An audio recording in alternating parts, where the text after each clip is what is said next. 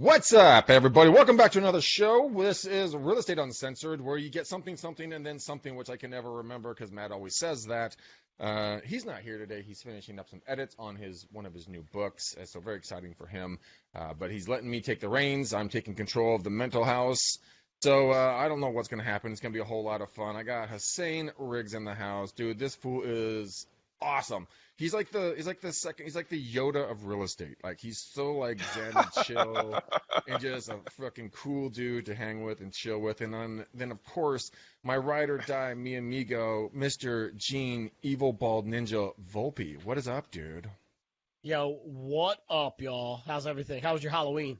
I see you're still in costume, and that shit is ugly. What the fuck are you talking about? Oh, my bad. I thought you were dressed up. Oh, fuck off. I am dressed in my casual. Oh, we're going to have a good time today, baby. We are.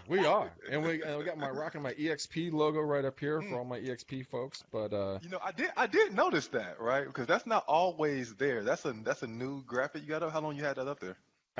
48 hours. So it is brand spanking new. It's like a new car. Taking it out for a test drive. That's the first podcast it's on. But Hassan, dude, welcome to the show, man. I am so glad you're going to be here with us today. We're going to cover the 6 ways to get known, OPM, and it's not what you think it is, D squared, the tools for consistency, and a ton more.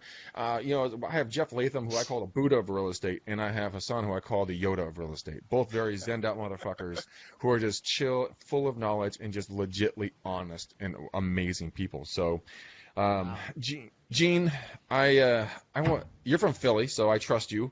That goes back to that's the criteria. Yeah, I guess the criteria. Okay. Listen, he better trust me, or I'm coming to see him. Exactly. Bringing the little wood baseball bat too. But so Jen, Jesus, Gene. Yeah, Greg. Yes, Greg. So what kind of tech tip do you have for us today?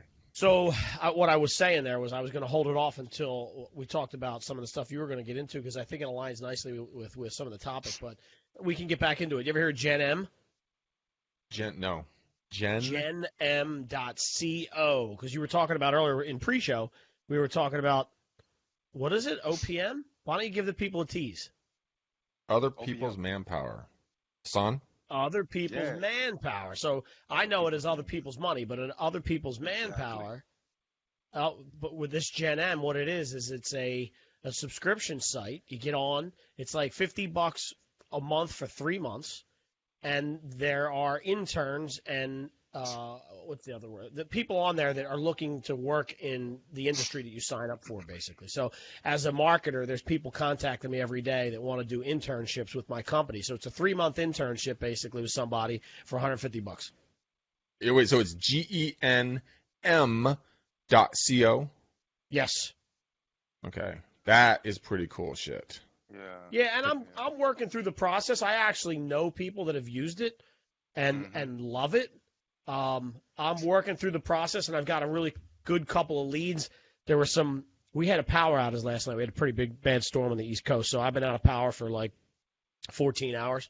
And I was supposed to meet with one of the guys today and then Monday to seal the deal. So obviously I had to push the one off because you need power to have a video conference call, if you know what I mean. Yeah. You're going to seal the deal? Oh, okay. If you're not watching the video, go back and watch the video so you can see Greg's shit grin. You're like, just waiting. Like Beavis, seal the deal.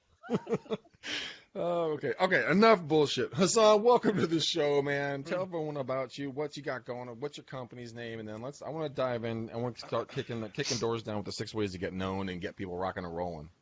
Yeah, let's do it, man. So my name is Hassan Riggs. I'm the founder, CEO at Smart Alto. Super excited to be here, man. Just have a good time, and just have a good time.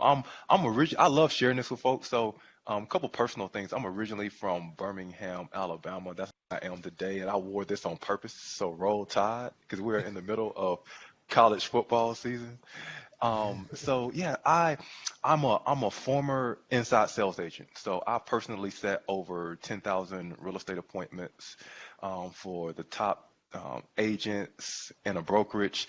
I'm a current contributor for Forbes, so I write about real estate trends, real estate marketing, and also how to set appointments through text message. And I say that not to impress you, but just to impress upon you that what we do at Smart Alto, we're experts at it. So we don't do a bunch of things, but we set appointments for real estate teams, agents, and brokers, and we do it at a rate of about 25%. And so we're really good at that. And we kind of focused down, found our sweet spot in the space. I'm also speaking at NAR in a couple of days. So if you're going to the National Association of Realtors Conference, November 8th through 11th in San Francisco, California, then come on out to my session. Is on that isn't that Saturday the 9th? Saturday, yeah. That the 9th.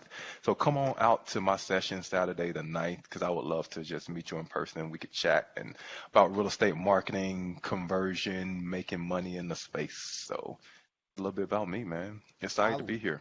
I love it. Hassan, I've seen you do a lot of your lives, and you always come out and you're so zen and just chill. You bring such solid content. You really do, man. You really do come across really like a chill ass fool, and I love that. And so one of the things I really want to dig into is that we were talking about the relationship between speed and trust, and we're kind of diving into that in regards to what takes place there for people to get more deals. And when we were talking off air about it, it really kind of blew my mind, because what you were talking about was so fundamental and so logical that most people just don't see it, because it's smacking you straight in the face every single time, but you just don't know what it is. So let's dive into this. Let's go deep on this, because I really love this conversation. Yeah, cool. So, I mean, I think you're totally right. It is one of those things when you think about it, you're like, oh, that makes so much sense. But oftentimes you don't actually think about it. So one of the things, my wife, her name is Ashley. Love my wife. How you doing, baby? She Hi, Ash. Smart man. Smart man. Just in case she sees this later, I'm thinking about you all the time. So my wife, Ashley, she works for the FBI, and she works in the counterterrorism division. So shout out to everyone in law enforcement, federal, local, state, who work to keep our country safe. People Gene, do a you lot better of be great running. work. So Gene's got to go. Gene, duck and roll, boy. Get out of here. Listen, she's watching this now. I want to say this real quick. I think Hassan's smart, but I also I'm in tune to his game now. He threw all that out to his wife and then he said basically she could kill him and bury the body and nobody would know. You see what he did there? Nobody would know, man. It's like walking around with protective armor. All you got to do is say, "My wife works for the FBI." That's great. That's great. That's awesome. That's fucking hilarious. But so we talk about this a lot at home, right? So think about 9/11, right? Before 9/11, and how you would get to the airport 45 minutes before your flight. You would speed through security. You could keep all of your clothes on. Mm-hmm. Now they make you take your clothes off, your shoes, your socks, everything. But you could speed through security. You could get to your gate and you could hop on a plane. But then there was a terrorist attack. And after 9/11, they said, you know what? I don't trust you. I don't know who you are. And so now they tell you for domestic flights, get to the airport 2 hours before, for international, 3 hours before. Mm-hmm. You got to take your clothes off, your shoes. You have to take your backpack off, take things out of your bag. And the reason they do that is because they don't trust you. The process has slowed down. Because the government is telling you, you know what? I don't know if you're a terrorist. I don't know if you're trying to cause harm to me or to anyone else in this airport or people domestically in the United States. And because I don't trust you, what I'm going to do is put you through the ringer. I'm going to slow this process down so that I can find out more about you. And so now the really smart people, they buy TSA PreCheck. They buy global entry, because what you're buying when you get TSA PreCheck and global entry is you're buying not just this little document with the number on it. My man. I got my TSA PreCheck right here. There you go. I love that thing. What you're really buying is not just a piece of paper. What you're buying, trust from the government. You're saying, hey, government official, hey, you can trust me. Here's my name, my social security number, where I work. You can put me through an interview process. I'm not a terrorist. And because the government now trusts you, you can speed through the security line. You can get there an hour before your plane is about to take off, bypass all the suckers who are waiting in line for hours on end trying to make it through security. So what does this have to do about real estate? If you've been working with a client, a seller, trying to convince them to sell their home, you have all the data to tell them what their home is likely to sell for, but they still are not on your side. That slowed the process of the transaction down. It's because they don't trust you. Hmm. You haven't done a great job of building that strong, valuable relationship with them to get them on your side, and the process of the transaction has slowed down. That's, a lot of people just don't think about that. They don't think about the fact, like, why am I not getting these deals? Well, it's because you haven't built the trust that you so need to build. We assume we're like, oh, you know what? I'm a good guy. I'm a good gal. Everybody should work with me. But you know what? We don't know that. It's like walking up to a chick at the bar, sticking your tongue down the throat and saying, hey, let's go bang. And we haven't even gotten last names. It's like, I don't know what's going on with you. I don't like you. I really don't like you now. But I mean, it's just we don't allow that process to take place, and we want the instant gratification. We want it done yesterday, and we tell ourselves sometimes fallacies that we are this great human being, that we are this great agent. When in reality, you're just not there yet, and you have to build that skill set, and you've got to put time and energy into developing that so that people will start seeing you. Like a number of years ago. This is very egotistical, so yes, you guys can beat me up in the comments. That's fine. I was calling around to these different TV stations, and as I think back on this, I'm like, what a fucking retard. I was calling around these different TV stations going, hey, you should get me on your TV shows. and these people, as producers, are looking at me going like, who the hell are you? Who the hell are you? what are you doing? And I got so butthurt about it. I'm like, why does nobody like me? And I had the realization, like you were talking about, is the fact that I had to go out and become something that people would come to me to ask for things versus me begging at their feet, right? Yeah. And a lot of agents, what I see them doing is they're begging at sellers and buyers' feet, please let me work with you. If you haven't built that rapport, that name for yourself of like, dude, that's the guy or gal to go see when it comes to real estate or to whatever profession you're in. So I love that. I love that you talked about that specific thing because most people don't understand how relationships are built. So a couple things. In most major industries, and when you think about the industries that drive GDP, healthcare, finance, real estate, when you think about those industries, the sale is made when the relationship is built because those industries are built on strong relationships. Think about the way that most people choose their doctor, most people choose their real estate agent. The sale is made when the relationship is built. And so if the sale is made when the relationship is built, then you need to build as many strong, valuable relationships with as many people as possible, as often as possible. But the way that you do that online is the same way you do it offline, and most people don't truly understand that. They find people online and they walk up to them and they do the equivalent of, hey, I just met you today, let's go bang. Right?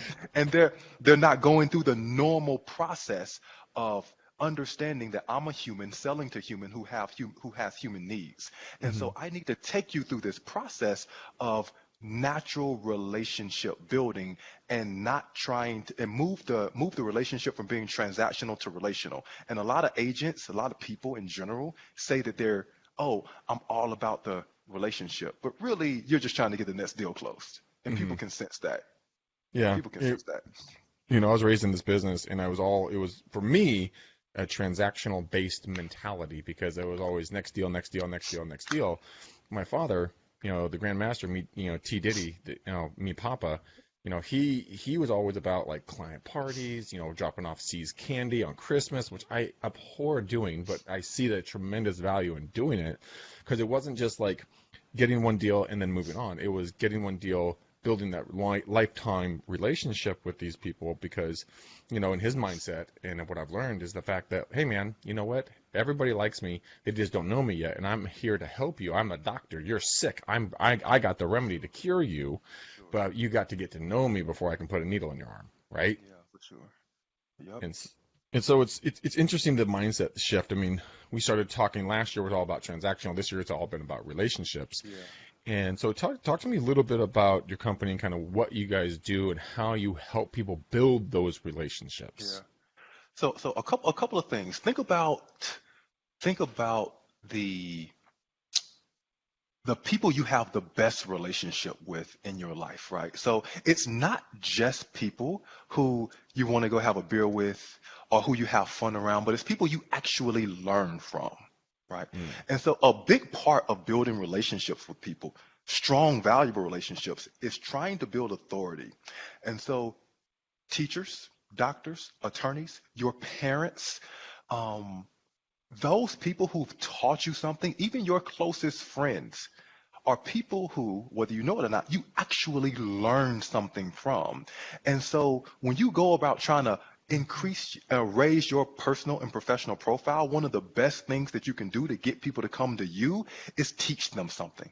And so there Mm. is a relationship then between teaching and trust and speed. Because when I position myself to teach you something that you don't know, fully appreciate, and that is valuable to you, your perception of me has fundamentally changed.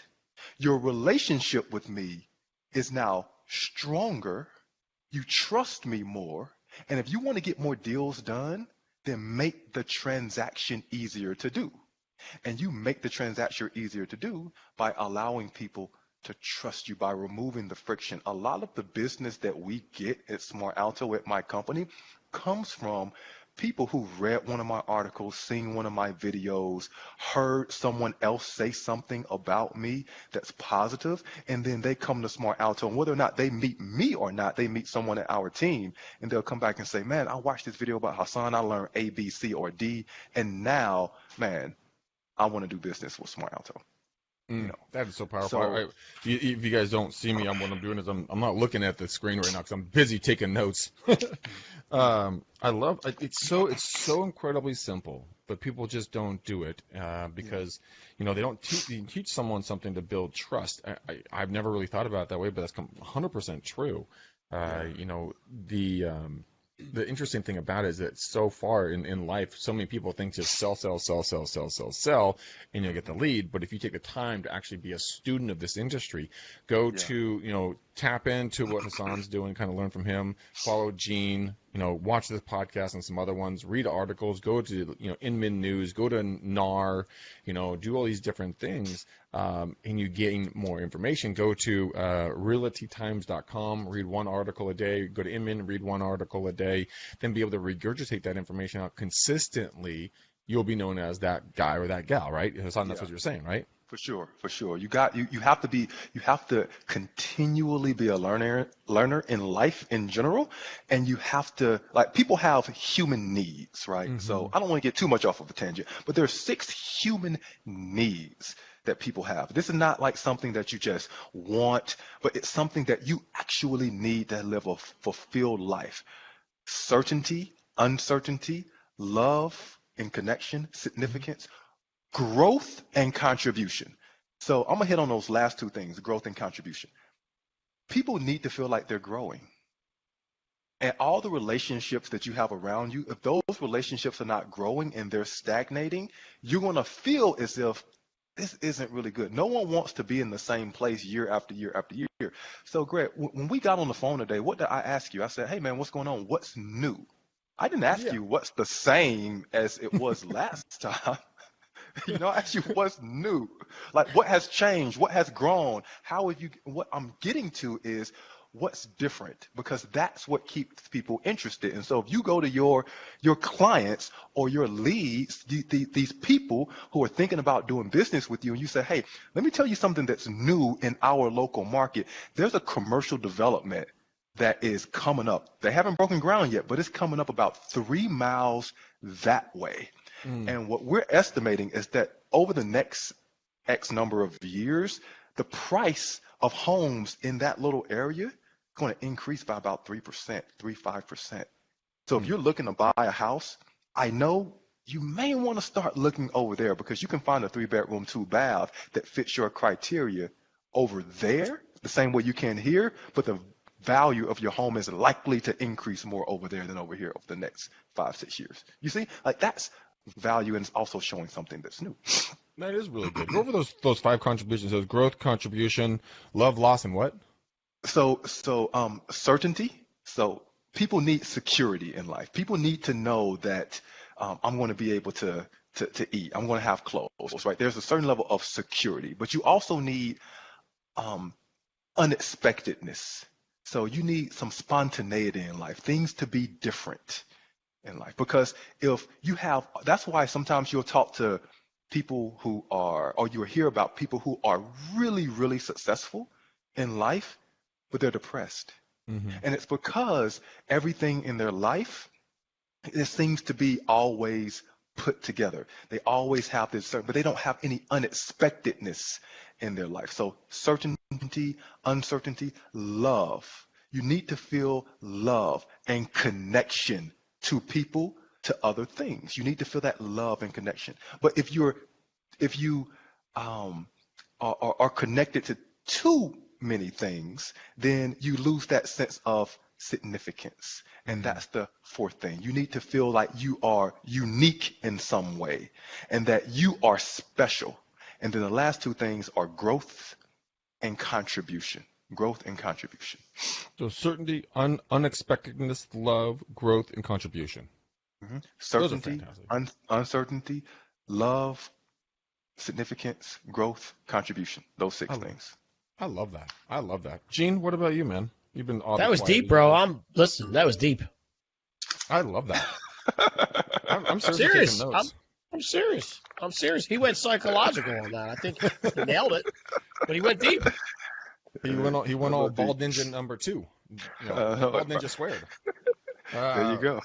I love that, and I love how you also talk about what you do, what your company does is that you guys leverage OPM, right? Yeah. And I want to talk a little bit about OPM and kind of what that is. Everyone's like, "Oh yeah, all the people's money." No. Yeah. Talk to us about I got so many jokes for this.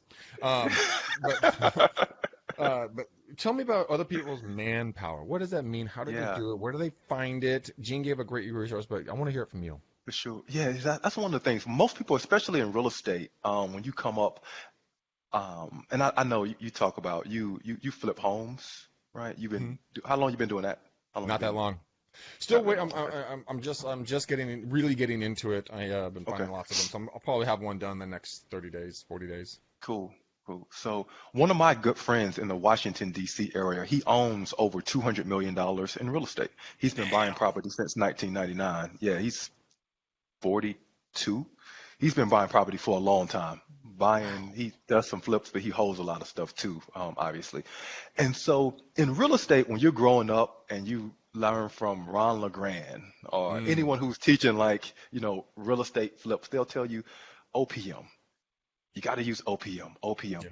And what they're referring to is other people's money. In today's day and age, especially the way the economy has shifted, not how the economy will shift, but the way the economy has shifted and the way it's continuing to grow, OPM's taking on a new form. OPM, you got to learn how to use other people's manpower because that's the new hustle. Because in today's world, and this is going to sound really funny coming from an entrepreneur who runs a technology company, right? And when you think about technology, you think about automating everything. How can I automate this? How can I automate that? How can I automate this?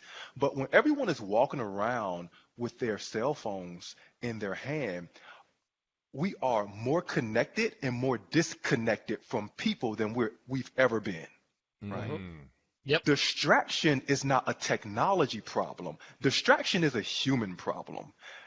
Even 300 years ago, when there were no cell phones, not a bunch of technology around, people still got distracted by things, right? So distraction is not a technology problem. It's a human problem. Technology has just exacerbated that. But in this world where we're more and more distracted, people are searching to feel connection with real people. And so as we automate things and we become more high tech, we can't forget to be more high touch too. We need to figure out how to be more high touch.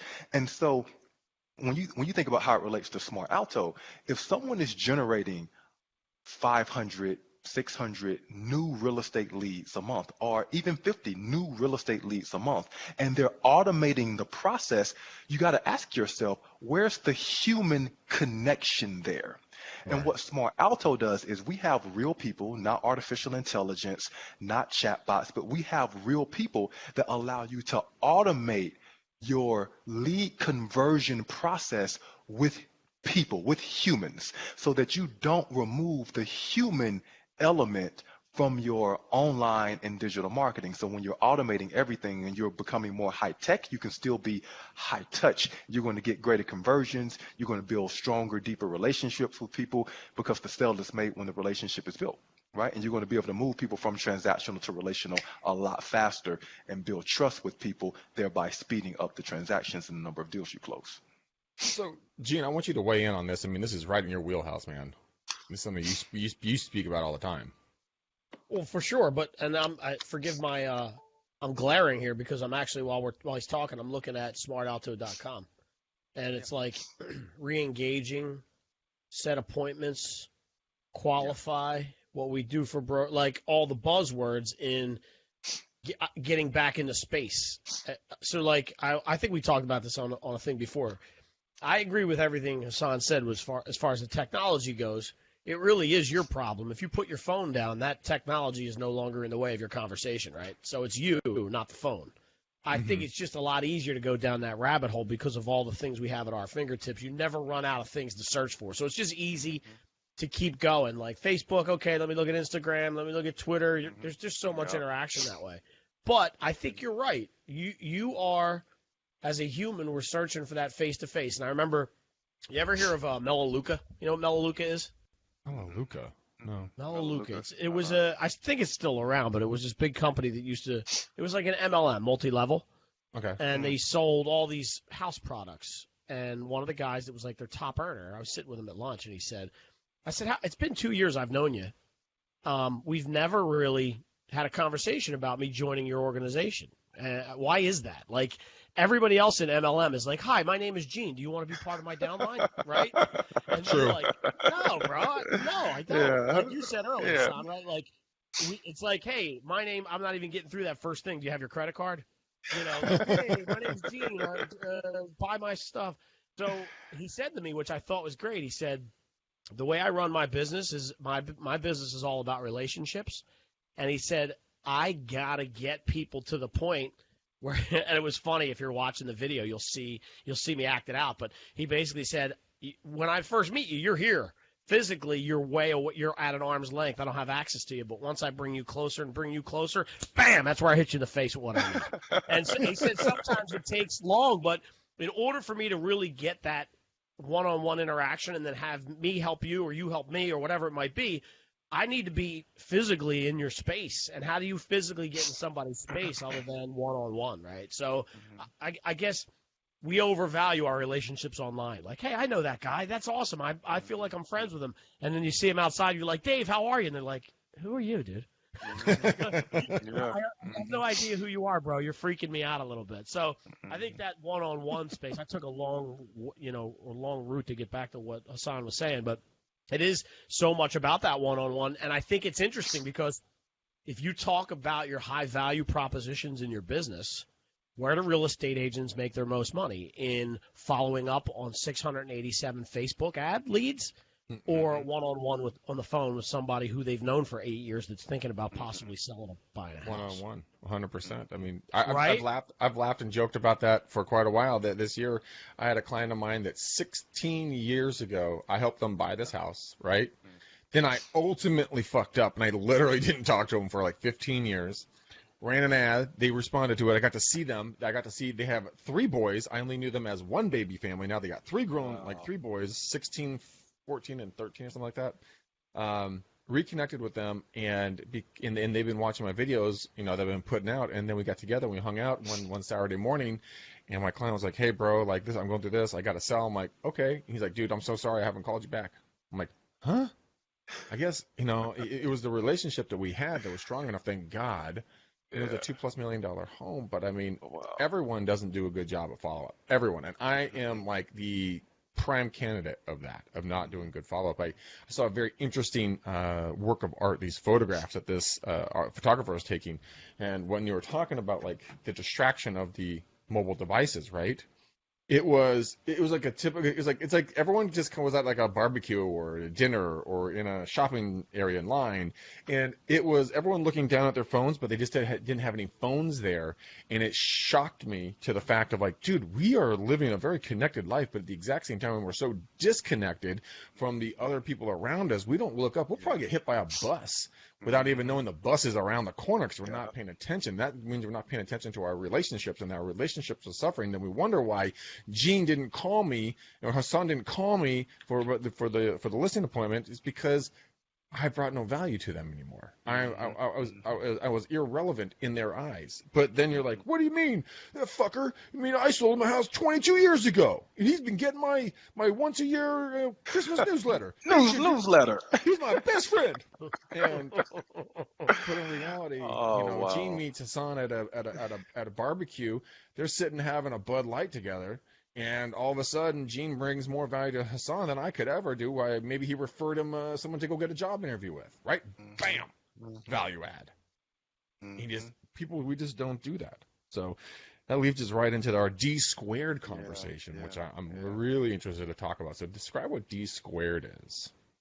So part of kind of what we're talking about is there are all these formulas that I have kind of figured out just through my time running a business, right? Because our job as entrepreneurs, and everyone on this call right now, and everyone's listening, you haven't noticed yet, you're an entrepreneur.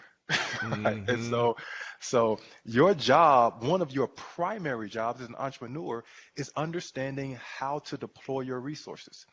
You got a lot of resources: time, money, energy, right? People, right? You got all. How do you deploy your resources? One of the things that frustrates the heck out of me is when I talk to folks and they don't know their numbers. If you don't know the numbers and the economics behind your business, then you don't know where you currently are, how things are currently working, and therefore you don't have enough information to make decisions about how you should deploy your resources. What should you focus your time on? What should you focus your energy on? What should you invest in, pull back on? Because if you don't know those things, then you don't really have a business, you got a hobby. Right. And so you got to know your resource. You got to kind of understand your numbers. Now, with that said, we can sit here, we can chat, we can have a lot of fun. It's two things that we can give you. We can give you all the tools, the resources, etc. Tell you all about this cool technology, these concepts. We can't give you D squared. We can't give you the desire and the discipline to actually execute. Can't do it. Desire and discipline. I love that. Desire and discipline. You cannot hire those away. You cannot pay someone to build you desire or build you discipline. Now, you can get disciplined. You can gain desire.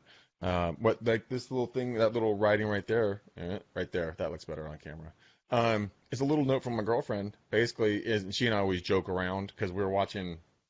I'm not going to tell you the TV show we're watching because I'd be mortified that I would ever admit that I would watch Real the Housewives. show. Real Housewives. It's almost that bad. It really is. Downton Abbey. No, I can't get into that shit. But it's in that genre of live, drama filled shows. Bachelorette. No. I'm gonna keep guessing till you tell us. Bachelorette. Name another reality show. Oh no! If you guys guess it, I'll totally tell you. Okay. But she wrote to me, make enough money so that Jackie, can go, part time in her career. And then in air quotes, full-time naked housewife. And I'm like, woo! There's motivation, baby. That's some desire. About that. Naked housewife. And so, it cracked me up because it was something very small that commanded a large amount of desire. And the naked housewife thing, yes, that's fucking awesome. But the real thing is bringing joy to her so that she can go work part-time. Right? And so my engine's fired immediately, and I'm like, okay, what do I need to do? And I started putting my numbers down, allocating resources, hired a VA. I did shit in like 24 hours that I hadn't done in like In two, 6 months. 2 years, right? I mean, it's the Mm-hmm. same thing that happened before. Is she made a challenge to me about being able to like we made a wager, and because we're talking about making cornhole bags, right? And she's like, if you can make Yeah, yeah. one cornhole bag, I'll give you X, Y, and Z, right? And I'm like, dude, I woke up the next morning, 4:30 in the morning. I was researching. I found, what kind of material, what kind of stuff to put in it, where to do this. I had 8 of those fuckers made in 6 days. Okay, so the Desire and discipline, baby. desire and discipline, just making sure you have it. And you brought up a really interesting thing here. Then we'll start wrapping this up. Is resources versus resourcefulness. Mm, You said, mm, and we all know, we have every resource known to mankind, but being resourceful is the mm-hmm, problem. People just, mm-hmm. I think everyone wants it just done for themselves. Yeah. And that's really bothers me. That's why the relationship between speed and trust fails. Because you get in those deals because you're not building, the trust, and your speed is like you're a turtle in frozen mud. You ain't going anywhere, man. You just Yeah. stopping dead in your tracks. So Mm-hmm. let's talk. Last thing here is talking about consistency, tools for consistency. Oh, so wow, I could talk about this for like another hour. How much time we got, man? We got But about 10 minutes. so it's a couple of things about this, right? Earlier we started the conversation and we're talking about um like you build relationships online the same way you do offline. You got to kind of stair step into it, right? You can't Hmm. meet someone and then immediately just kind of ram your tongue down their throat. You got to walk people through these different stages of the relationship. And one of the best ways to start building strong relationships with people is this C squared: commitment and consistency, right? So you need to get people to commit to you, but you need to start small. You gotta start small. You can't, if you're running, for example, if you're running Facebook ads right now to a cold audience, people who don't know you at all, and you're asking them to do a buyer's consultation with you, Hmm. you're fundamentally asking that person to marry you on the first date. Hmm. And that's likely not going to happen. And Hmm. so you need to start smaller and you need to build this commitment and consistency. And so one of the ways to do that is, and here's one of the things Smart Alto helps you do. When you get a new online lead, as opposed to simply emailing that person and when they're likely not going to respond to that email, or picking up the phone and calling them first, send them a text message first. Why are Hmm. you going to send them a text message? Because when you send that person a text message first, you have lowered the barrier to entry. And now, to answer your first question, to start a conversation with you, to get them to commit to you in some small way, all they have to do is just text. And what are they doing anyway on their phone? Texting. They're texting anyway, right? And so now you've gotten that person to take a small step towards you. And a magical thing happens when you get someone to commit to you. As humans, me, you, Gene, everyone's watching this, we want to be known as logical, as rational, as consistent people, as people who make decisions based upon data, as people who keep their commitments. We don't want to be known as folks who are inconsistent, Hmm. scatterbrained, kind of all Gene. over the place, right? We don't want to be The known as that. hell? We want to be known as like reliable people you can depend on. And so when people commit to you, even if it's in some small way, a portion of their identity is built around that. I've made a commitment. I should keep that commitment. Hmm. Someone books a 15-minute phone appointment with you. That's why, as an ISA, the first lesson I learned as an ISA, it's a lot easier to unbook an appointment than it is to book an appointment. So, by all means, do your darndest to set that 15-minute appointment with someone. Book that appointment with them, because now that you have the appointment with them, if you need to reschedule or they need to reschedule or something, then you can unbook it. But the first thing to do is book the appointment, because now there's a sense of commitment there. I have this thing on my calendar, and whether I know it or not, subconsciously, I have a portion of my identity built around this. I want to be known as a consistent person, a reliable person, a person who stands up for things they believe in, and that's where that comes into play. So when a new lead comes in, text message that person, start a conversation with them, and get them to that 15-minute phone appointment, as opposed to having a really high barrier, picking up the phone, calling them, and saying, "Hey, you mind if I come over and sleep with you tonight?" Because that's the equivalent. That's the equivalent of what people are doing when they're picking up the phone, call them. That's why most people say when a new lead comes in and they call them, people aren't answering the phone. People are not answering the phone, and it's just not as effective as text messaging them to start that conversation and moving them down the phone. And it is real estate is still a on the phone and in person game. You got to be great on. You got to be good on the phone. You got to be great in person. Right? You got to be good on the phone. You got to be great in person. One of the best ways to get on the phone in today's market to get in person is through text. And that's what we help people do. It's very fascinating. As long as it's if it's an unsolicited text, I'm getting these fucking stupid texts from like, "Hey, you low on cash? You need cash Oh now?" my goodness. I feel violated. But there's 100% chance that I'm going to read Yeah. the damn thing, right? Mm, And so, that's true. Hmm. it's 100% guaranteed open. People are curiosity kills the cat. Same thing with text messaging. And the thing is that I think that if people would just take those small baby steps, when you met your spouse or significant other, whatever you are, or you're dating, you don't go from 0 to 100. You take baby steps. Hey, let's talk. Let's text. Let's Yes. meet up for a drink or coffee. Then let's have lunch or dinner. Then let's spend an afternoon together. Then let's spend a full day together. Then whatever the progression. Then let's spend a life together. Spend a life together. We ultimately end there. But it's about building the small baby steps. So, Hassan, how can people get a hold of you? How can people reach out to you? Where can they find you if they want to talk to you more about hiring your company, all that kind of stuff? Yeah, so one of the easiest ways, obviously, you can go to smartalto.com and request to set an appointment to talk to someone on my team. But honestly, if you're watching this, you're listening to this, and you want to kind of reach out to me, you could send me an email. Hassan, Hassan, at smartalto.com. Hassan at smartalto.com. And I would love to chat with you and just kind of hang out and chat and talk. So, I like it. and if you're going to NAR, come by my session. I don't want to be the only one in my session. I highly doubt you're going to be the only one in your session. I highly doubt it. Gene, where can they get a hold of you? As per usual, Mr. McDaniel, you can get me at genevolpe.com or just search Gene Volpe on any of the social medias. It's easy to find, but I will warn you, it's the day after Halloween, and if you're starting to think about Christmas already, don't reach out to me. You're a heathen.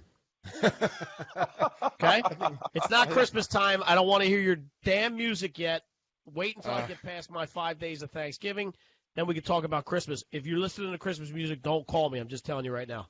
You want to know something sad? I was actually humming a Christmas song in my head earlier this morning. I don't know where it came from.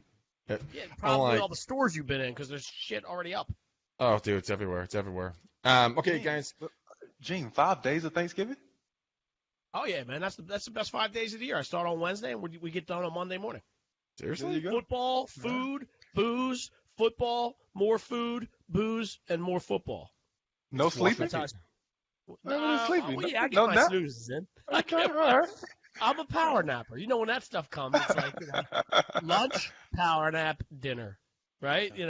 Stupid. Yeah. All right.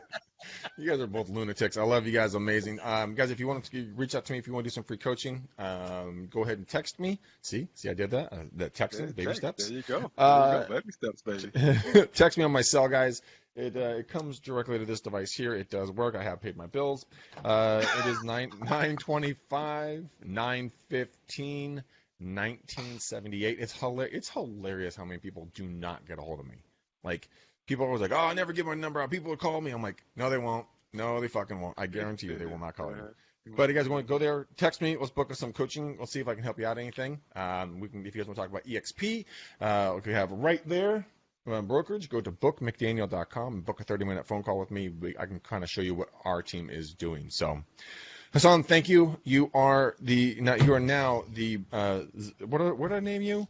You're the Yoda of real estate and lead gen. And Gene is the evil bald ninja. So Gene is calling me on my phone right now. You douche. I'm trying to get some free coaching, bro. Oh, hey, hello. Hello, can I get some free coaching? Yes. Let me. I have to finish something very important, sir. Let me. I'm gonna hang up and call you back later. Okay, goodbye. Okay, that was robocalls. I can't get over those things. All right, guys. I love you to pieces. We're going to put a nice gray bow on this. So thanks for watching. Thanks for listening. Thanks for hanging, guys. Reach out to Hassan. Reach out to Gene. Reach out to me if we can do anything for you. I love you to pieces. Until next time, peace out, ninjas. We're gone.